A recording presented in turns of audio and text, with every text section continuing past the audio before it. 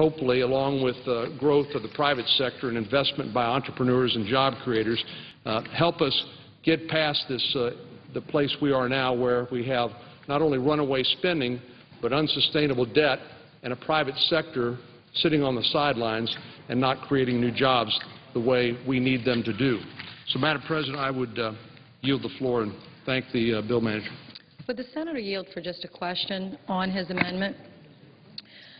Since most of the programs that I'm familiar with at the federal level have built-in sunsets because they have limited authorizations, how does the senator's amendment either override that or undercut that, and why is his amendment necessary? Well, Madam President, I'd be glad to respond to the question from the senator from Louisiana. As the senator knows, many programs that are currently up and running are operating on the basis of an appropriation without an authorization by the Committee of Jurisdiction. And that's part of what the Sunset Commission would look at because, frankly, because it hadn't been authorized, the kind of oversight that's really needed in order to scrub the numbers and to make sure the program's still necessary and the spending is appropriate, that just doesn't happen. This also is designed specifically to deal with what the General Accountability pointed out in the last week or 10 days, where we have really dozens of programs designed to do exactly the same thing. In other words, rather than making sure that existing programs work, we tend to layer those on over time, forgetting perhaps that those existing programs even are there. So this would be designed primarily to do two things. One, to deal with programs where there's spending because there's been an appropriation made but no authorization. And it would also deal with that duplication. What it would, if in fact Congress does come back and authorize the program, that's one way they could respond to the report of the Commission. Well, I thank the senator for his response. I would just comment, and I know he's very genuine in wanting to root out the waste and the duplication, and I most certainly am myself. I would only say that for programs that are operating under appropriations only, the senator will know that that authorization is only intact for 1 year under the general rules. When you authorize or appropriate money, it is only for 1 year at a time, and it can only be extended by an act of this body every year. On the authorized programs, to my knowledge, and I'm going to get the committee to check of jurisdiction, I've asked Homeland Security, which has jurisdiction over government operations on our side, to check. It's my understanding that every authorized program has a length of time and that each committee here is responsible for their own oversight. But if the senator is suggesting that either the committees either can't or don't do their work and we need an extra commission, we will consider that. I understand what the senator is trying to do, but I'm going to have the Homeland Security team on our side look at it, and we'll respond back. Madam President, if I can just briefly respond. I don't think anyone believes that the way things are operating now is appropriate. And what this does is to seek to bring a new set of eyes, particularly with regard to the spending levels and programs, whether they're necessary. As the President's own Fiscal Commission pointed out, this is not a partisan issue. And we know that with that kind of increased scrutiny, that we can begin to cut out duplicative and unnecessary spending and to prioritize those that are really important, things like Homeland Security. Part of the problem we have is that the spending levels we have today make it almost impossible for us to decide what our priorities are and to fund those, because everything seems to be a priority. Well, everything can't be a priority. Everything can't be essential. And so this is just a common sense approach based on an effective state model that would allow Congress to do its job better and to deal with the most important issues that face the country today, which is runaway spending and unsustainable debt and too high unemployment. Madam President, I yield the floor.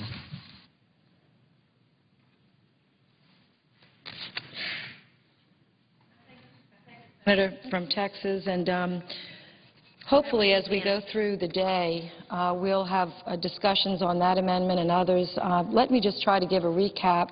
My ranking members on the floor, and we'd like to continue to proceed today as we did yesterday, fairly orderly, and we've made some progress. As I said, we got 2 amendments voted on already, There are now several amendments pending, and I'd like to ask for clarification. We have Johans 161, Vitter 178, McConnell 183, Casey 216, and Cornyn 186. Those are all pending, but no time has been established for a vote. Can I ask the Chair to confirm that? Senator is correct. Can I also ask the Chair that we have filed and have been discussed Hutchinson 197, Paul 199, and Sanders 207 that are not pending but have been discussed on the floor. Does such a list exist at the desk? Those amendments have been filed, and they are the next to be offered. I thank the Chair.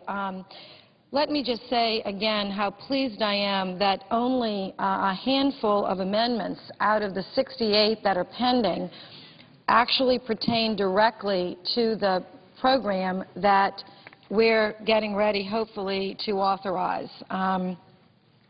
Actually, out of the 68 amendments pending, only 14, or is it 4 or 14? 14 are related to this particular program, and 3 others to the Small Business Administration itself.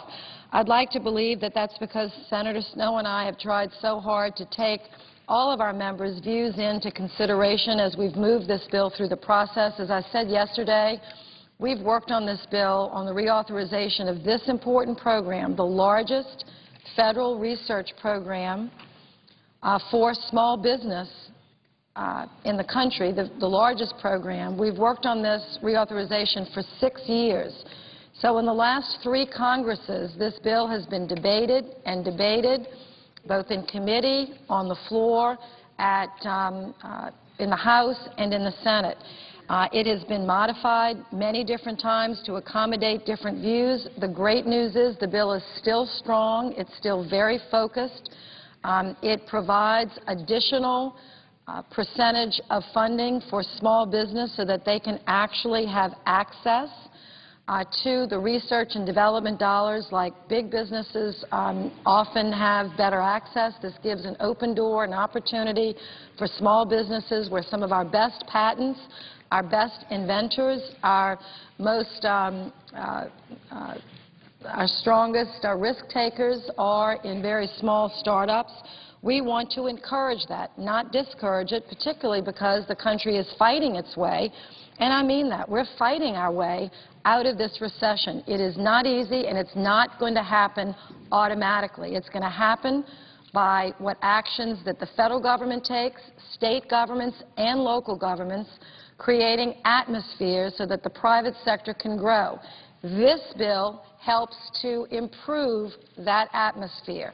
And that's why we're talking about this. Many people have come to the floor and said, why aren't we talking about closing the deficit? We are talking about closing the deficit and the debt because one of the ways that we do that is by creating private sector jobs. And this bill is one of the bills filed in this Congress.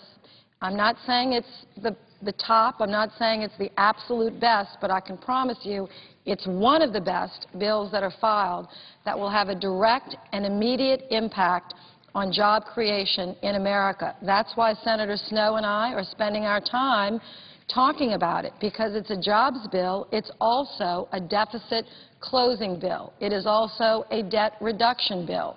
It's also a great bill that's going to help level the playing field between large and small companies and to give some of those risk takers out there that look at Washington and shake their head and say, what is going on? Doesn't anyone pay attention to us? Yes, we are paying attention. We know you're out there, and we know that if we can provide an open door, access to federal government research and development dollars, that we can have hundreds, literally hundreds of companies grow and expand. One example I gave yesterday, and I'm going to give many more today, is Qualcomm.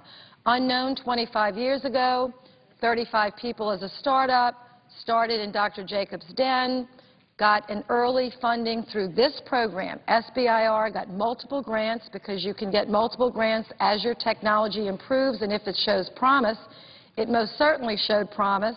Of course, at a point They were recognized by the venture capital community. Investors came in, and the history is shown now that that company employs 17,500 people and paid last year more in taxes to their local San Diego-based company, local governments in California and around the country of $1 billion. That covers half the cost of this entire program, one company. So that's why Senator Snowe and I have spent so much time on this reauthorization and why she has been fighting for this program for actually almost 20 years since she was a member of Congress. This program is one of the ones that work. We have tweaked it. We've improved it. We are extending our authorizations from 4 years to 8 years to give certainty. So those are just some comments that I had to make about the bill. We have, as I said, 68 amendments that have been filed. Please, members, if you are interested in getting your amendments pending, try to come to the floor to see what we can do to work that out. I'm not sure we'll get to final passage of the bill this week, but we do want to get as much work done on the bill as we can so that when we get back, it will be the first, hopefully, order of business. But we'll see. You know, maybe there'll be a breakthrough in the next 2 or 3 days and we can get this done before we leave. That would send a very positive signal, but we're working with the leadership to see if that can be done. And if not, we'll continue to work this week to get as many amendments offered and pending and some votes today and tomorrow. I see my ranking member on the floor and I'd like to turn the time over to her now. Thank you. Remain. Madam President, and I certainly concur with the comments that have been made by the Chair of the Small Business Committee, Senator Landrieu, who has, you know, exhibited tremendous leadership in bringing these initiatives to the floor for reauthorization, since it's been a long journey for these programs and reaching to the point of reauthorizing them for the first time in more than 8 years with 10, you know, extensions of both of these programs that are of indisputable value to the growth in America when it comes to innovation and invention on the part of small businesses. And they undeniably have been critically effective when they have had access to the venture capital and the research and development dollars that are available in more than 11 agencies across the government, including the National Institutes of Health and Department of Defense, the Department of Energy, to name a few, have really provided invaluable support to the entrepreneurial spirit that is so critical to this country. And as the Chair indicated, it is the small businesses in America, the one segment of the economy that undeniably creates the kind of jobs that is so important to this country. In fact, they create 2/3 of all the net new jobs. They're 99% of all the employers across the country. And so we have to do everything that we can to make sure that they're getting access to the kind of capital and support of the research and development dollars that are available at the national level. These two programs, especially the Small Business Innovation Research Program, was created back in 1982. As the Chair indicated, I was the original co-sponsor of that legislation when I was serving in the U.S. House of Representatives, because we knew that it could ultimately be a great catalyst for innovative and technological ideas in America, and it has provided it without question. If you look at what the National Academy of Sciences study of the SBIR program, which was a landmark study, called the program Sound in Concept and Effective in Practice. And just over 20% of companies they surveyed indicated they were founded entirely or partly because of the SBIR program. Over 2/3 of the survey respondents said that their SBIR projects would not have taken place without the funding. Each year, over 1/3 of the firms awarded SBIR funds participate in the program for the first time. So again, it's encouraging innovation across a broad spectrum of businesses and creating additional competition among suppliers for the federal government's procurement agencies. And so we see that it produces over and over again the benefits, the jobs, the creativity, is the Chair indicated about Qualcomm. That's true. We saw the Sonicare toothbrush. In Maine, we have a company called Tex-Tech that developed armor for our troops in Iraq and Afghanistan. So if we can get the infusion of these dollars that are already being expended by federal agencies, but redirect them to small businesses and to making sure that they're getting a fair share of the federal pie, then they can put that money to good use in creating the kind of jobs and the inventions that are so important to moving this country forward in the 21st century. So I'm very pleased that we're at this point. Hopefully that we will be able to get this legislation through and signed into law, because it is critical venture capital investments. It's a prominent source of investments in biotechnology, research and development. As we know, it takes 10 to 15 years of work and hundreds of millions of dollars to bring a drug to market and to complete the testing and the drug process on the way. It costs millions and millions of dollars. So the biotechnology companies are able to commercialize their technologies with this kind of backing in these programs, in money that is being expended at the federal level in these key agencies such as the National Institutes of Health.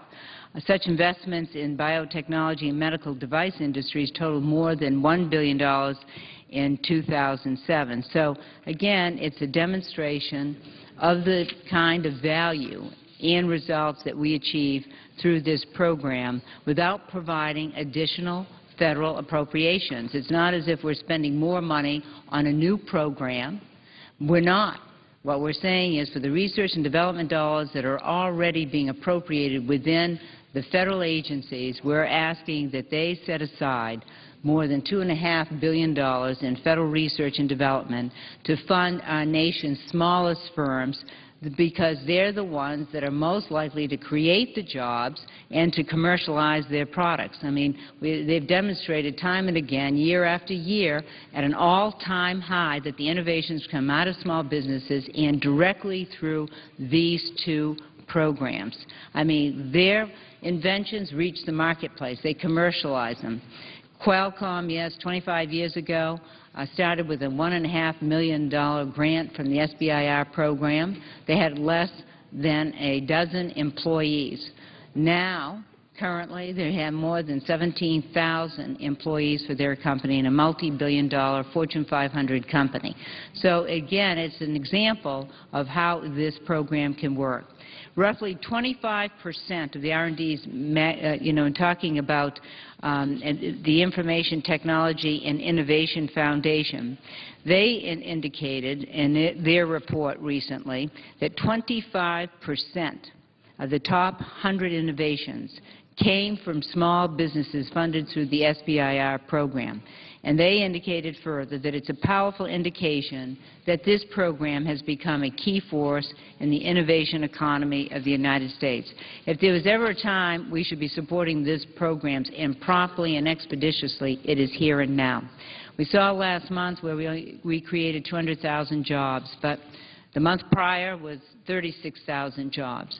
In order to reach a pre-recession levels of employment, or unemployment, it would take 8 consecutive years of creating jobs, 200,000 a month, in order to achieve the pre-recession levels of unemployment of 5%. So again, I think that that is an indication of how far we need to go to create jobs in this economy. And it's creating, I think, the anxiety, the apprehension, the fear, all across this country, because people are struggling to find jobs or to keep the ones that they have. So this would go a long ways to benefiting the sector of the economy that does create the jobs, and that is, of course, small businesses. So again, Madam President, I would hope that we can move quickly to get this legislation enacted and signed into law, and to create the kind of jobs that people in this country undeniably deserve. I yield the floor.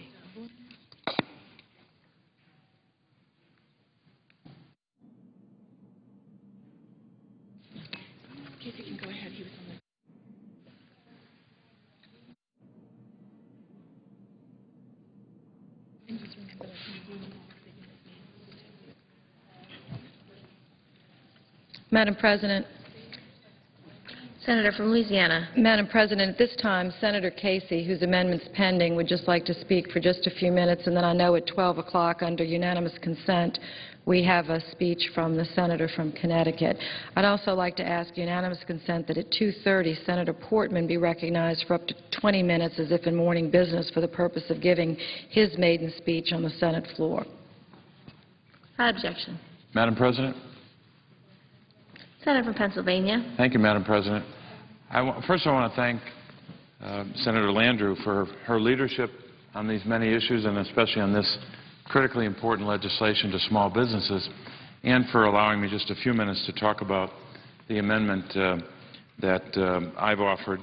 It's amendment number 216, and it addresses a crucial issue that affects subcontractors, particularly subcontractors who are minority-owned or women-owned firms in the United States of America. When I was the Auditor General of Pennsylvania, we audited this program or a similar program at the state level and found all kinds of problems, all kinds of abuses when prime contractors don't do what they're supposed to do. In many instances, prime contractors routinely will list a minority-owned firm or a women-owned firm to make their application in a competitive process without informing the named subcontractor, and then puts that subcontractor at a disadvantage. And once the contract is awarded, the business is not given to the named subcontractor. So the purpose of this amendment is very simple. It will ensure that all subcontractors are aware of their inclusion in federal procurement bids by prime contractors and establish a system in which those subcontractors can report any fraudulent activity. It's a simple but critically important remedy to part of this problem. We have more work to do on this issue, but it will give subcontractors the ability to more fairly and more fully participate in contracting. And that's the least that we should be doing at a time when so many small businesses are struggling to survive and to thrive. And I'm grateful that Senator Landrieu gave us this opportunity, and I would yield the floor to her. I thank the senator from Pennsylvania, and I do intend to support his amendment. I think it's an excellent one, and hopefully we can get a vote on that if sometime today or tomorrow. At this time, under unanimous consent, I think we have a speech from the senator from Connecticut. Mr. President. Senator from Connecticut. Thank you, Mr. President. The people of Connecticut sent me here to fight for their interests, and today I rise to amplify their voices and share their concerns in my first remarks from the floor of the United States Senate. I know these voices firsthand from listening day after day, year after year, traveling the state with people and to see people where they live and work. And recently on a 2-week listening tour as one of my first actions as a member of the United States Senate. And what I'm hearing is that people are still hurting and still struggling, trying to stay in their homes, make ends meet, find jobs, and keep their families together. And they feel rightly that Washington isn't listening. Washington isn't heeding their voices or responding with the right action or results. The people of Connecticut are clear about their priorities. They want to be back at work with good jobs in a growing economy and responsible, smart cuts in government spending to reduce our debt and deficit. And they want to know that Washington is listening to them and that their leaders are fighting for them, standing up and speaking out against powerful special interests and predatory wrongdoing. And that's the kind of listener and leader they sent me here to be. In the northwest corner of my state, known as the Quiet Corner, the president of Nutmeg Container Corporation, Charlie Pius, tells me he's hoping to hire more workers, but he has difficulty finding people with the skills he needs. Not far away in Putnam, at a meeting at the Putnam Bank with Chairman Thomas Borner, one after another small business leaders tell me they could create more jobs with more certainty in action. In Hartford, our state's capital, We celebrate a Jobs Corps graduating class, kids who dropped out and came back through training and determination. And in Bridgeport, unemployed older workers crowding the workplace, a highly successful job training center. They're there and all around our state because they and people simply want work. At the Fuel Cell Energy Corporation in Torrington, R. Daniel Barter, the president of this cutting-edge green energy manufacturer, plans to expand his workforce, but he needs to know that he can continue to count on the renewable energy tax credit and workers with the right skills. And in Waterbury, at a meeting hosted by Joe Vrabely, president of Atlantic Steel, small business manufacturers describe again and again how they are facing unfair competition from companies in countries breaking the rules. At Crescent Manufacturing in Burlington, Steve Wilson demonstrates the destructive consequences of Chinese currency manipulation when they effectively devalue their money and subsidize the exports of their exports through devaluing their money and devaluing the prices of their products, undercutting Connecticut-made goods and jobs. The people of Connecticut don't need Washington to tell them what's wrong. They need help in making it right. They want job creation to be the priority in Washington, just like it is in Connecticut.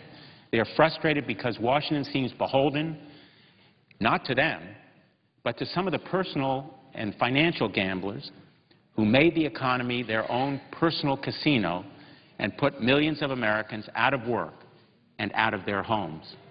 And on Main Street, small businesses struggle to get started. Ongoing businesses face roadblocks when they try to grow. They can't get capital, credit, or loans. They can't find workers with the skills they need. They face unfair trade practices from foreign governments promoting the products of their manufacturers. Taxpayers are angry for good reason, not just for themselves, but for their children, and the growing danger to the American dream.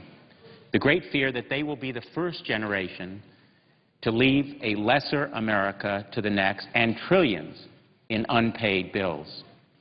A new report from the Government Accounting Office documents what we instinctively have known. Waste and duplication in government costs taxpayers billions of dollars every year. Early estimates say between $100 billion and $200 billion. And experts say we could save tens of billions of dollars by aggressively prosecuting health care waste and abuse, just as we saved millions of dollars going after health care fraud when I was Attorney General. The people of Connecticut, indeed of America, will not tolerate and should not tolerate billions in waste and duplication. It must be cut. That's where we should focus, not on the thoughtless slashing of essential services that provide a safety net for our most vulnerable citizens. When we cut, let's be smart about it. The people of Connecticut are sick of the special breaks and tax loopholes that have been protected for far too long. Tax breaks to companies that send jobs overseas, subsidies to huge oil and gas interests, some of them the most profitable companies in the history of the planet, and giveaways to giant agribusiness, many given tax dollars not to grow anything. Shutting down those loopholes and special breaks and sweetheart deals will take a fight, but the people of Connecticut and the country are ready for that fight, and so am I. We must make that fight. And it will require support for the prosecutors and enforcers who prevent and go after waste, abuse, and law-breaking. Cutting enforcement funds may make appealing political sound bites until we realize that real-world lawlessness has real-world consequences. Consistent, vigorous enforcement is critical. Good cops on the beat make a difference. These steps, responsible cuts in spending, clear rules, and consistent, rigorous enforcement are absolutely necessary to help our economy grow again, but they are not alone enough to create jobs. Washington must provide tools and remove obstacles to the people and small businesses who are the real job creators. We have to make Made in Connecticut and Made in America mean something again. We must invest more, we must make more, we must invent more, right here in the United States. Step number one, we must invest more. We must invest in infrastructure and education, in roads, transmission lines, and airports, in everything from our grade schools to our community college and to job training programs. In New Haven, as just one example, cutting-edge biotechnologies are taking root and growing thanks to the Downtown Crossing Project, where a new building and road rebuilding are necessary for dynamic growth. Instead of thoughtless threats to slash Downtown Crossing transportation grants, we should be encouraging this promising development. In coming weeks, I will introduce new legislation that will help small businesses to set aside money to invest and reinvest in business. Step two, making more, means more manufacturing and fair trade, strengthening Buy American requirements to ensure that our tax dollars are creating jobs here, not abroad. Chinese currency manipulation is costing us jobs and undermining our businesses, and it must be stopped, and we need stronger enforcement of laws to prevent foreign export subsidies and intellectual property theft. Third, to invent more. The renewable energy tax credits and other incentives which encourage businesses to create and produce green energy solutions should be made permanent. The R&D tax credit, which creates incentives to invest in research, should be extended indefinitely and expanded. The people of Connecticut want bipartisan efforts to achieve job creation and economic growth. They want partnerships among business, labor, and education. And they want bipartisan efforts to help our veterans so that after those veterans serve our country, they return to a paycheck instead of an unemployment line. And that is why in coming weeks, I will introduce to help secure job opportunities for our veterans and provide training, health care, higher education, and more. As I travel across the state of Connecticut, I listen to people like the Squattritos of Carla's Pasta, their business in South Windsor. An immigrant from Italy, Carla Squattrito, started making pasta in her kitchen and grew it into a successful small business. This year, thanks to smart, targeted tax incentives, Carla's financial recipe includes investing in fuel cell from the Fuel Cell Energy Corporation in Torrington to provide low-cost energy for most of her company's needs. This cleaner, greener energy source will lower their energy bills and allow them to hire more people and create more Connecticut jobs. Finally, the people of Connecticut sent me here to fight for them, to fight for jobs and justice, to fight against a capital that caters to powerful special interests. The best moments of my career have been when we fought and won battles for ordinary people, for Skylar Austin and others, when their health insurance companies wrongly denied them medically necessary, sometimes life-saving treatment, for business people like Kathy Platt, when General Motors sought wrongfully and unfairly to shut down her car dealership, Alderman Motors, or Terry, a Marine like many veterans who returned from Iraq or other military service only to be denied proper treatment from our own government. I'm here because the people of Connecticut know me as a fighter. And in the challenging time again, I will fulfill that trust by listening to them and working for them and fighting for them.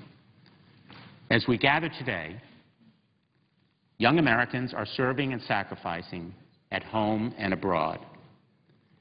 Like all of you, I am grateful to them every day, and to all the veterans who have served and sacrificed before them for giving us the freedoms we enjoy every day, including the extraordinary opportunity to speak today in this historic chamber and participate in the greatest democracy in the greatest nation the world has ever known.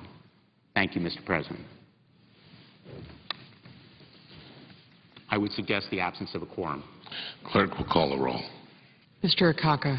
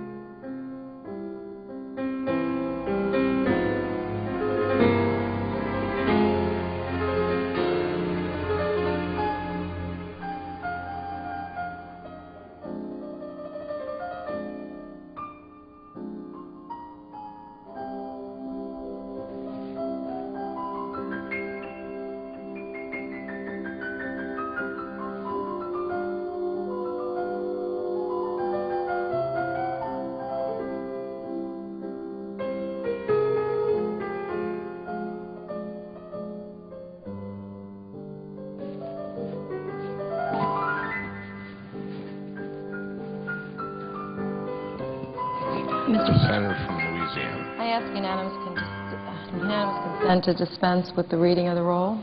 Without objection. Thank you. Mr. President, I wanted to just, while we're waiting for senators to come to the floor, just put a couple of other, I think, very important quotations or quotes or comments from very well-respected organizations about the importance of this bill. I again appreciate the 84 members of the Senate that voted yes to bring this bill to the floor, because those 84 members of the Senate understand that you can't close budget gaps and reduce deficits without growing the economy, and those 84 members really understand that in order to grow the economy, helping government create the atmosphere for the private sector to grow is absolutely imperative.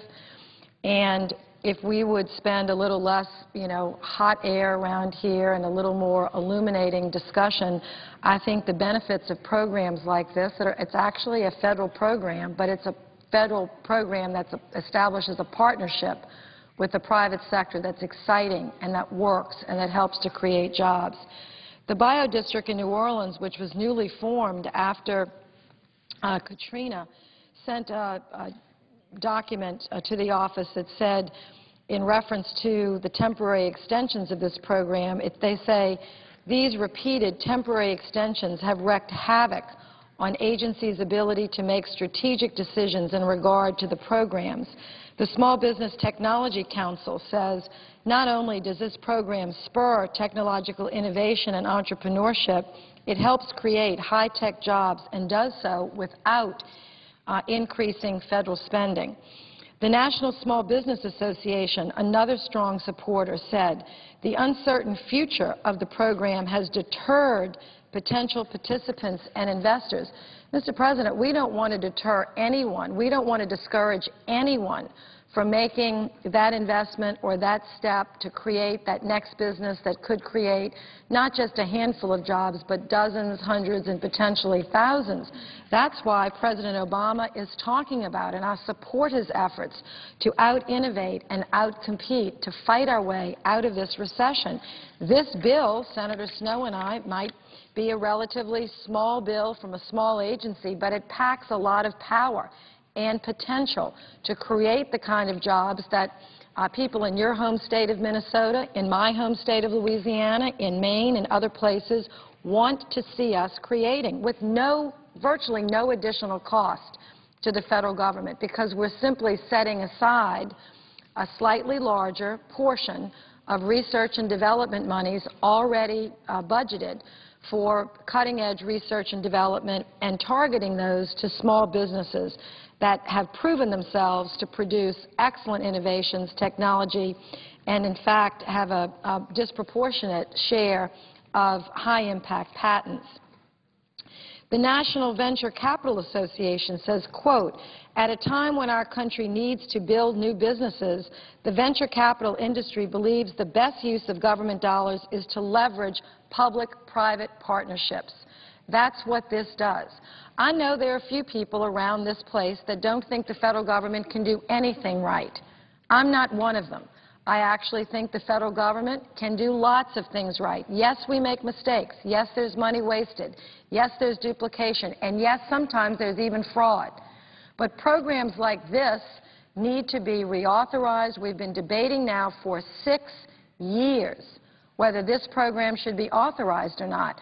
I mean, if it takes us 6 years to reauthorize one of the best programs in the federal government, you wonder how long it's going to take us to reauthorize some of those that are not as well run, and to give us the opportunity to make them run better, instead of just running around, throwing up your hands, saying nothing works, nothing ever works, everything in Washington is broken. This program is not, and it deserves to be reauthorized.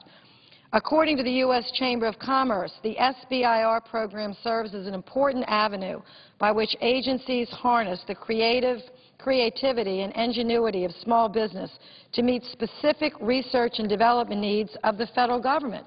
And might I say that they may be today needs of the federal government, like we need a way to cool our tanks in Afghanistan and Iraq, because our tanks are operating in temperatures that are excessive. That was a real need of the Defense Department. They sent out basically an SOS. Can anybody come up with a better way? Well, not only did we come up with a better way and a radiator out of a technology that we actually developed in Louisiana, but, Mr. President, as you know, these technologies don't stay in the Department of Defense. Once they go out to be used in our tanks, helping keep our warfighters safe, and helping win the wars we send them to fight, this technology can now be deployed potentially in the racing car industry or in Detroit or in some of our other car manufacturing. So while it's launched by federal scientists and inventors and people who are good employees and good, solid Americans that are looking for a better way, it finds its way out into the general public for all of our benefit. Let me just say two more, and I see the senator from Kentucky. The biotechnology industry organization says this bill represents a balanced approach to ensure that America's most innovative small businesses can access existing incentives to grow jobs by commercializing new discoveries. And finally, from the University of California, the Connect Group says, because acquiring funding through traditional lending sources continues to prove difficult in today's tight credit market, SBIR and STTR grants provide tech startup companies another viable chance to compete for early-stage funding. And yes, there are many venture capitalists out there. They're always very savvy investors looking for the next best thing. But before those next best things are invented, there's got to be somebody betting on the human capital in our federal agencies, the human capital in our academic institutions, and the human capital in small businesses that take the risk and believe they can invent that next best thing. So this financing is early. It is high risk.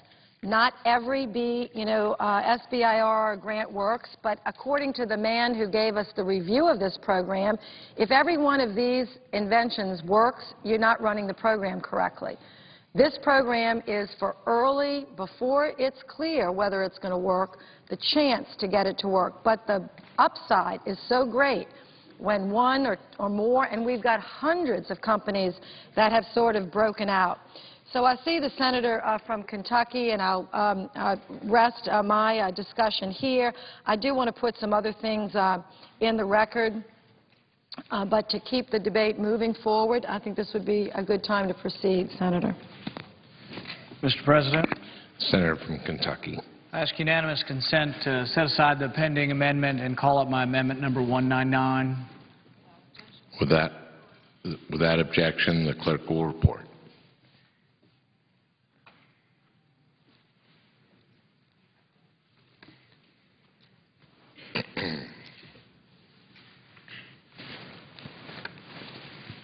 The Senator from Kentucky, Mr. Paul, proposes an amendment numbered 199. I ask that the reading of the amendment be waived. Without objection. This amendment would cut $200 billion in spending. Earlier this morning, we voted nearly unanimously in this body to cut 5% from our legislative budgets. Like so much in Washington, it sounds good, and I voted for it. But 5% of our legislative budgets will be a few $million. We have a deficit this year of $1.65 trillion. We are awash in debt. It is America's #1 problem. Even the administration has said that our national debt is our #1 threat to our national security at this point. We have to get our fiscal house in order. Voting to cut our own budgets by 5% is wonderful. It's a first step, but it's about $1 million, a couple $1 million. Will not put a dent in the overall problem. Now, if we were really concerned as a body about our deficit, we could cut the entire budget by 5%. It's gone up by 25% in the last couple of years. If we were to cut our entire budget by 5%, it'd be about $200 billion. That's what I'm proposing, a $200 billion cut in spending. Are we bold enough? Will we do it? If we don't do it, what happens?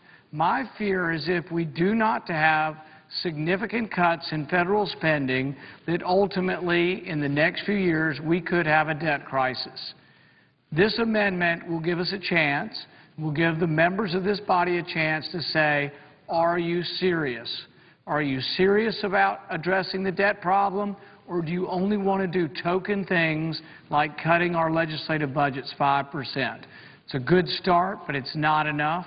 And this was actually only a sense of the Senate resolutions, so we really didn't cut our budgets by 5%. We said we might be in favor of that. This would be a real cut of $200 billion. I hope the Senate will support it. Thank you, and I yield back my time. Mr. President. Senator from Vermont. Mr. President, I asked consent to set aside the pending amendments so that I can call up Senate Amendment 207 and ask for its immediate consideration. Without objection, the clerk will report.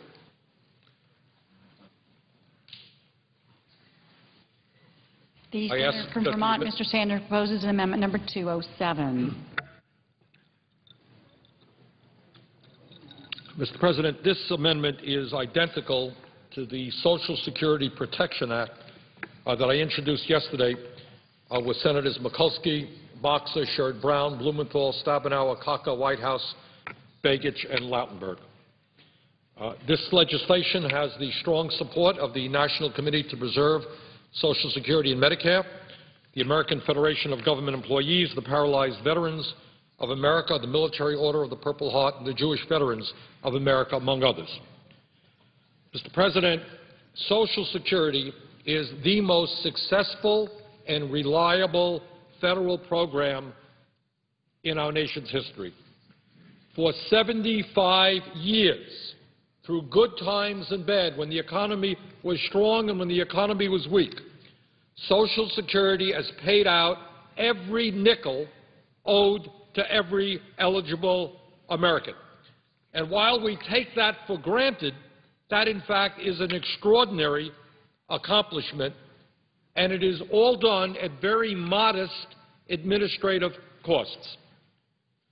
Social Security has been enormously successful in accomplishing exactly what its founders hoped to accomplish.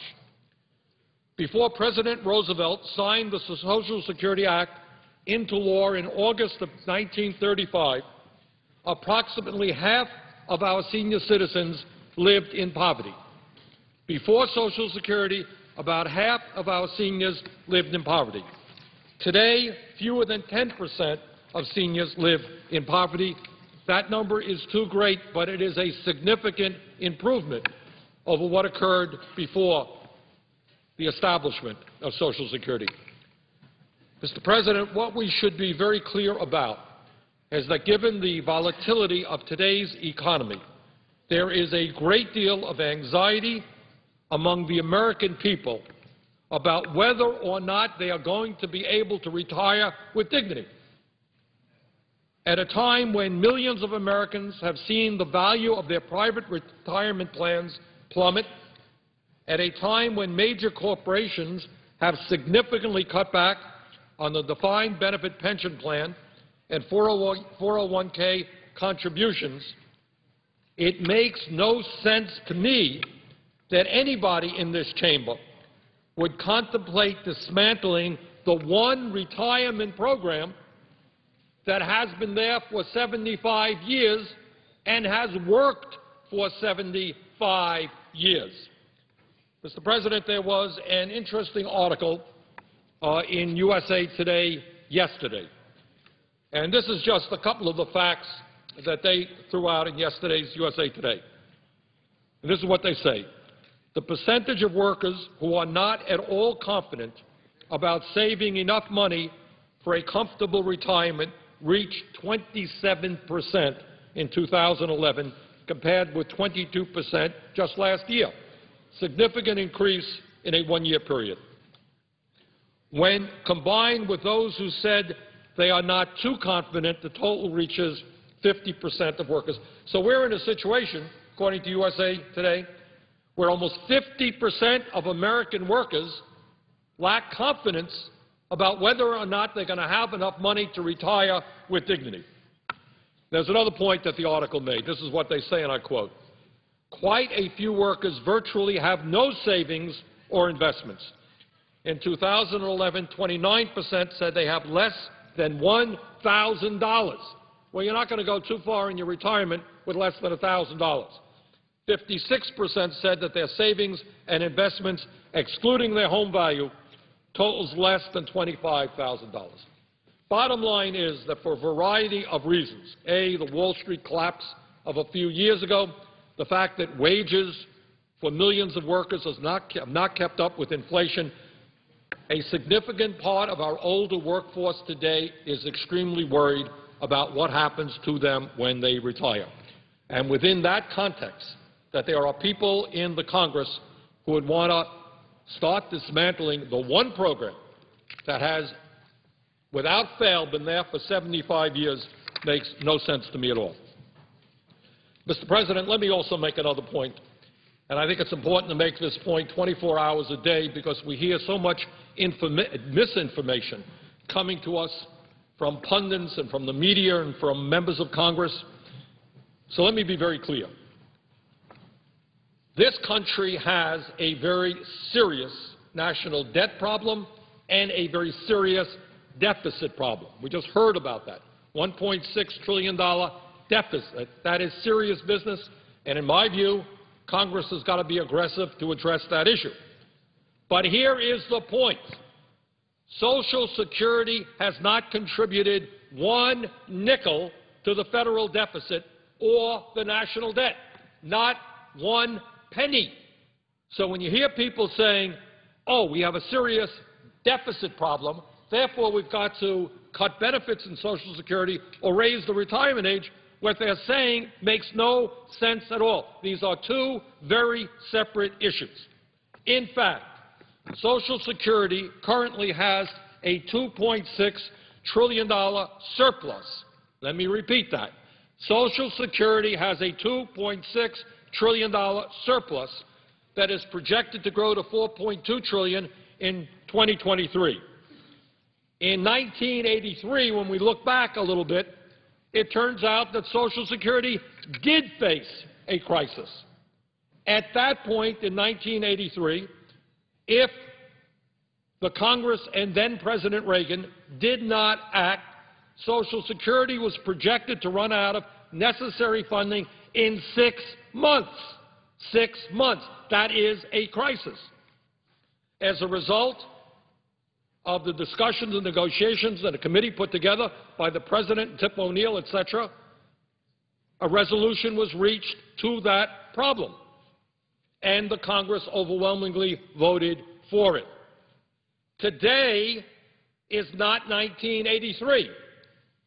Today, the Social Security Administration has estimated that Social Security will be able to pay out 100% of promised benefits to every eligible recipient for the next 26 years. Now, Mr. President, this country does face a whole lot of crises. Unemployment is off the wall. Childhood poverty is too high. Serious deficit problem. We've got 2 wars. We're worried about global warming. We've got a lot of problems. But it seems to me to be totally absurd that people say, oh, my goodness, we've got to cut Social Security because it can only pay out benefits for the next 26 years. Go to Minnesota and ask a business person and say, if you can pay out all of that you owe for the next 26 years, do you think it's a crisis?